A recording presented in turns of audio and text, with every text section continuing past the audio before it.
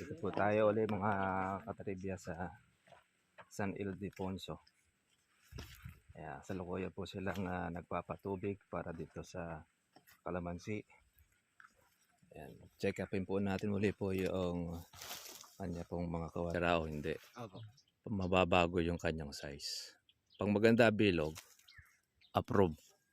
Pero pagka yan ay gamais, ay meron na siyang kupildong. Ito, Sir Bunag, yan yung kubildong. Oh, yan yung kupildong. Ito, nasa una pa lang yan. Kumbaga sa kung anong nag-spray kayo, existing na siya. Ano po na siya, parang lagas na yung bulaklak. Lagas na. Ito, maganda yung buko niya. Bilog. Opo. Hindi kagaya noong kayo nag-spray noon.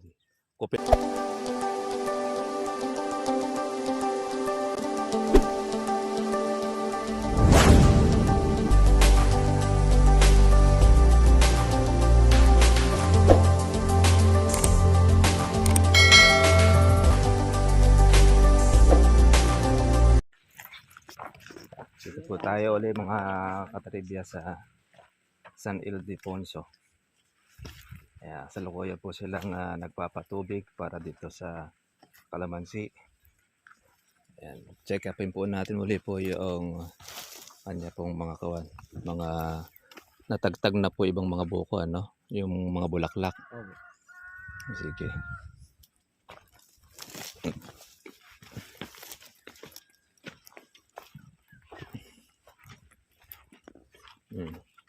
Yung iba rito kasi, yung lahat ng mga nagbulaklak, matitira lang dito yung mga malalakas.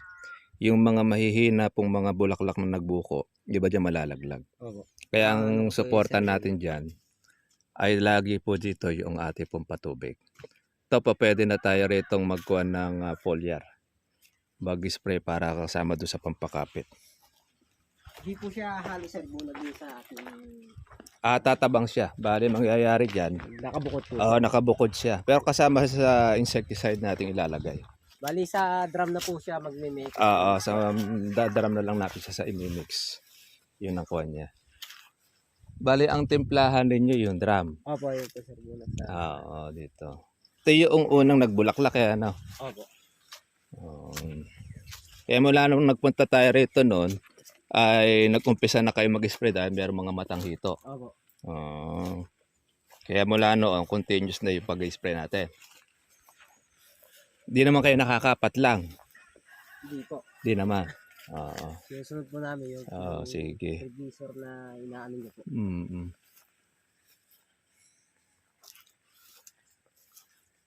Yan naman, check up naman natin po yung mga buko niyan.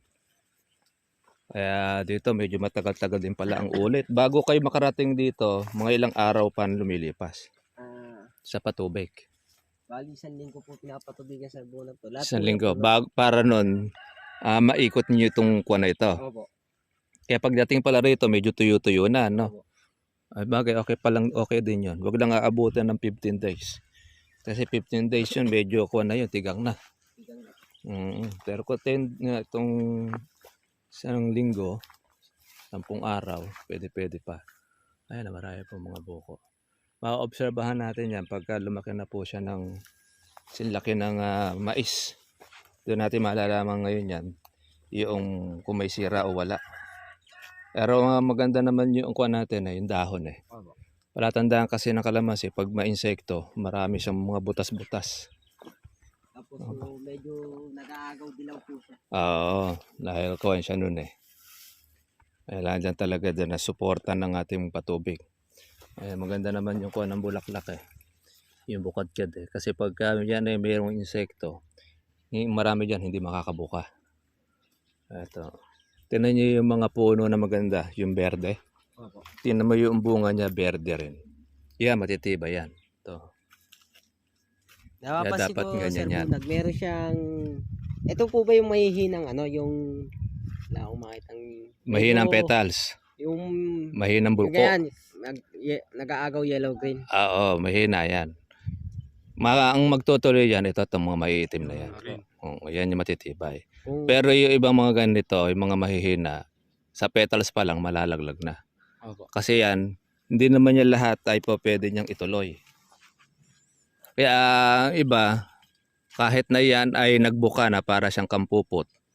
Pero pagka yan ay maglalagas, malalaglag din yung iba dyan. Opo. Yung matitibay, yun na matitira. Ngayon ang sinusuportahan natin, kapag ganito na. Yan. Pag maganda ang bilog na ganito, buo na yan. Nung nakaraan yung technician ninyo, ganyan palang kupildong na. Opo, kabildong na. Oo, yun Kasi yun. isang gamot Palpak lang yun. po, ano. Tapos nagiging ganito. Opo. Naluluto na siya sa kawan. Yung iba po, napapalaki namin. Pero meron na siyang bukol-bukol. Opo, pag biniyak mo, parang may hanip na Nasa loob. nasa loob. Tapos may uod na rin nasa Oo. loob noon. Ganun yun. Kaya ibig sabihin nun, yung gamot natin nagamit nun, hindi niya akma. Para hindi siya... Hindi siya kapid, hindi siya hiyang. Yan, okay na yan. Makukuha na siya. Wag lang yung parang ito. totoo kung may Yun. ulbok sa ibabaw. Ang palatandaan kasi pagka ang tinitingnan natin yung bunga, pag maraming mga kupildong, ibig sabihin nun, sira na lahat, wa-effect po yung gamot natin. Ito yung sinasabi nating mayroong hanip. Yan. Yan yung hanip na itim. Pagka ito ay pumasok doon sa bulaklak, iba dyan, ganito pala sinisira na. Kaya yung mga gamot natin, yan ang gagamitin natin siya. Kaya naobligado tayo mag twice a week sa tipo pag-spray para yan. Patutuyo yan kagaya nito yan. No? Hanip ang nakadali dyan. Kaya hindi naman marami. Kasi kumbaga sa kawan, medyo kuha na tayo rito dahil marami ng tagtag.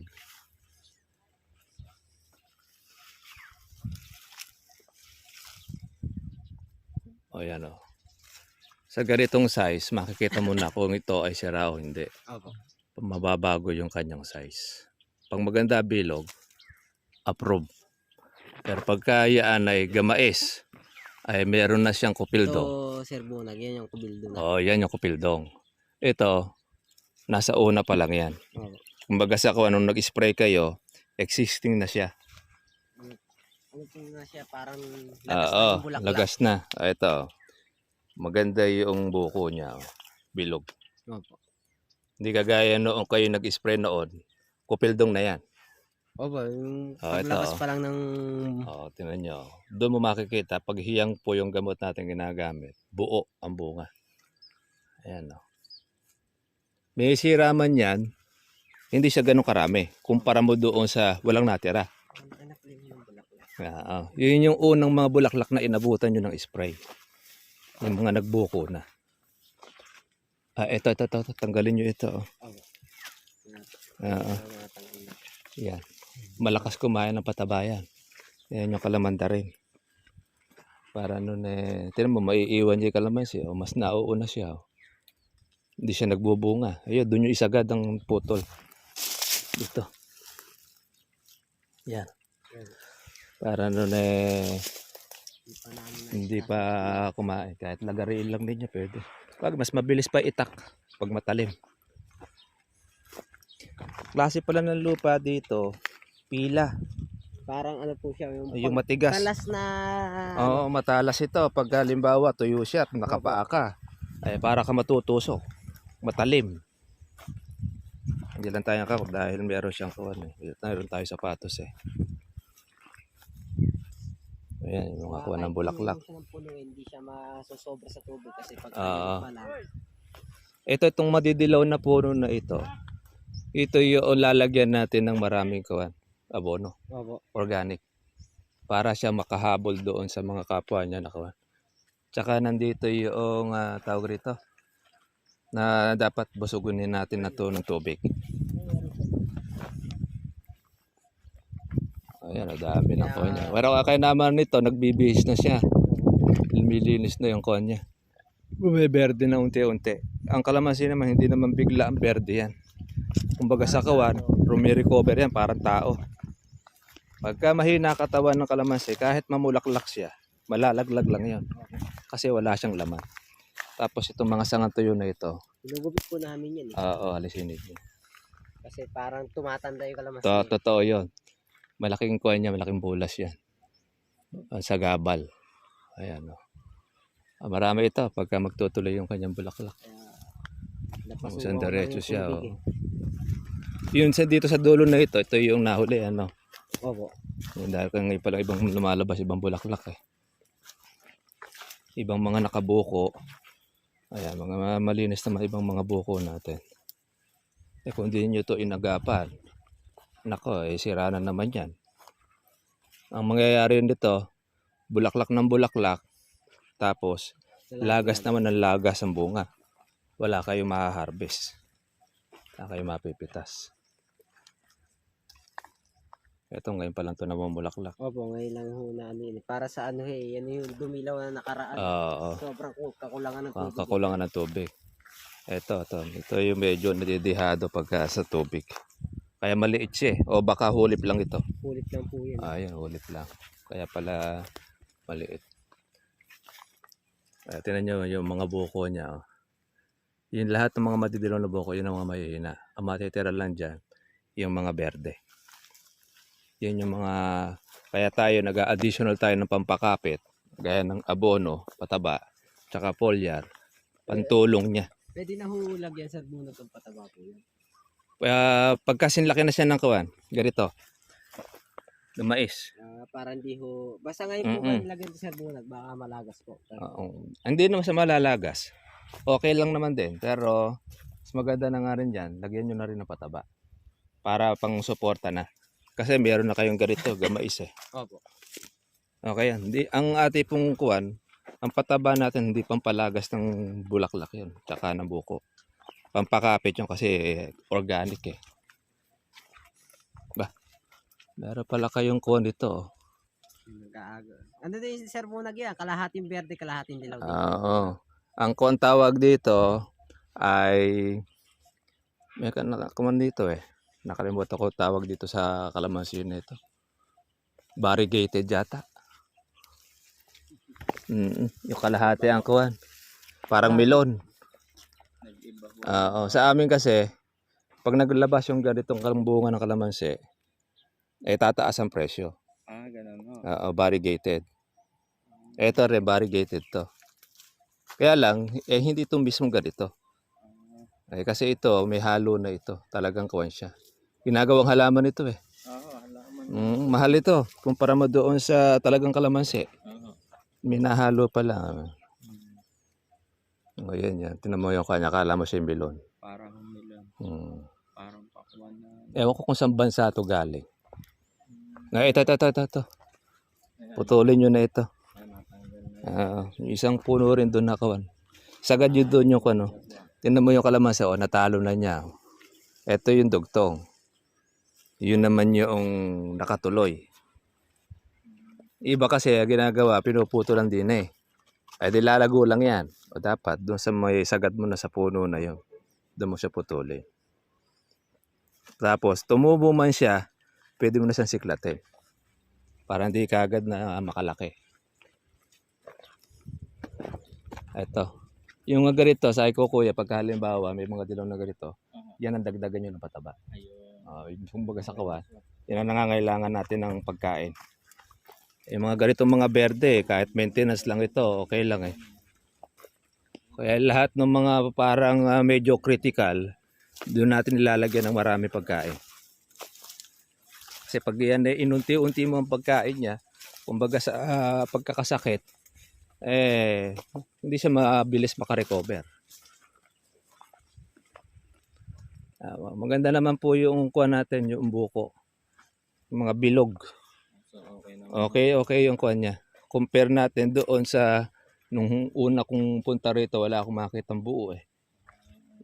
Sira na lahat yung inabutan natin, puro mga tungko. Pero ngayon, pinakita ko sa kanya yung buo. Yung gamais, maganda bilog. Ayan na, maganda ang kuha niya. Pagka yan ay ma-insekto, hindi ko makikita yung kanya, kumpul-kumpulan yan. Mga ilang kuwan pa yan, mga ilang linggo. Pag lumaki na ng gamais, buo yan. Ito. Yung nakaganda pagka na-spray, buo siya, bilog. Yung nakaraan, walang ganyan eh. Wala po. Yung nakaraan. Mga sira, yan, yung mga natira noon yan. Na talaga tumatagal yan pagka hindi ko kung nakukuhan siya. naiipon. Yung kaganda pag naaalagaan. Naisipin ninyo, yung nakaraang technician ninyo, pinadilaw pa itong kalamansi ninyo, kaya sa daw hirap. Tinan nyo, nagsupang. Oh. Ang ganda ng supang niya, may kasamang bulaklak. Kaya ang kalamansi, hindi po siya tatangkad kasi pag nagbunga ng marami yan, yuyok-yok yan. Pag nakayok-yok siya, ayan, lalapad. Pag lumapad siya, yun, hindi siya tatangkad. Nito, kaya po ito, naging matangkad ang kalamansi ninyo. Kadalasan walang nagiging bunga.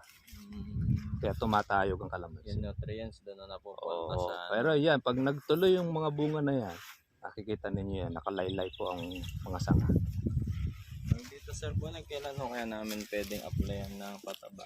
Pwede na po yan. Pwede na po. Oo, bawa, nagtubig kayo. Ngayon, Aha. kuha na kasi mga buko na eh. Pwede nyo na siyang lagyan para suporta suporta na. Sige, Pakita sige. kay Sir Bong. Oo, Sige, sige. doon tayo. Para po maganda na yung pagkapatubig ninyo, kinakain na siya. Anong klaseng kuha niyan? Guwapol. Thailand. Ah, Parang Thailand. pero matamis naman. Hindi pa nahihinog. Masarap po. Ah, Masarap naman. Oh. Matamis nga. Oh. ayos Dahil eh. ako matikman. Gawa nga naunahan ako ng Ng ibon. buyog ko sa ibon. Iba kasi dyan sinusuputan eh. Aha, kaya plastic. Ito to, native na bayabas yan eh. Aha, native naman yun. Ayun yung drum. Opo. Ito yung mga maliliit pa noon, ano? Opo. Ano, kaya po yung kalamansi natin medyo tumatayo kasi wala siyang magiging bunga. Pero yan, tanggalin nyo po yung mga nakatumpok na yon. Ang gawin po ninyo, planggana style. Oo, kahayin po ninyo siya sa puno, tapos puno nyo ng puno yun ng tubig. Makikita nyo yan, lalabas na maraming bulaklak. Ganon din ito.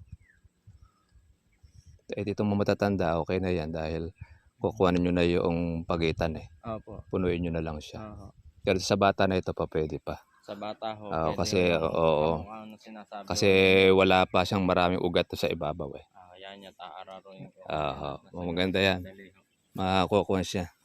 Bubusog. Pag nabusog ng tubig yan, masisiyahan yung kalamansi.